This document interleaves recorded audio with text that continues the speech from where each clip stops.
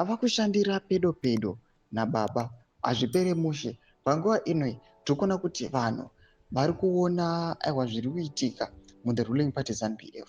Uchionekwa kunzi Mnangagwa Sisani John Mnangagwa kuri kuonekwa kunzi aiwa ari kuya achipresida aiwa ari pedyo nemutungamiri wenyika anova baba vake President Emmerson Damzi Mnangagwa ari among the security inenge ichifamba yakaprotecta the Zimbabwean leader pamwechete the first lady amai venyika. Asandapinda mashoko ari kuda panapa macritics vachibvunza vachiti zvii zvaakuitika, asi ndiye akavimbiswa kuti ndiye achazobva chimuti here. Vanhu munongoziva kuti vanongotaura.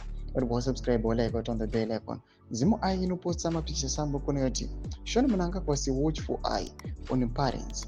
Ignites talk of power consolidation. Is this a sign of the Mnangagwa family consolidating power? Question mark. Ndo mvunzo uri kuchibvunzwa panguva ino. Panguva ino pari kuonekwa kuti pari kuita power plays in the ruling party ZANU-PF. And people really know when it comes to my decisions, nema moves, these guys in the ruling party ZANU-PF, especially mutungamiri wenyika akonekwanzi kana iri chess game ndiye anogona chokwadi hangu kana angochiburitsa chinge chikavigwa vanhu vozogona ndo angari maplans ake. Manguva ino kujonekwa power plays ari kuitiwa nana Patrick Chinamasa vachipesana nana Christopher Muchango naVP Constantino Chiwenga pamusoro pemaco-option ana kuda kwachitagwire.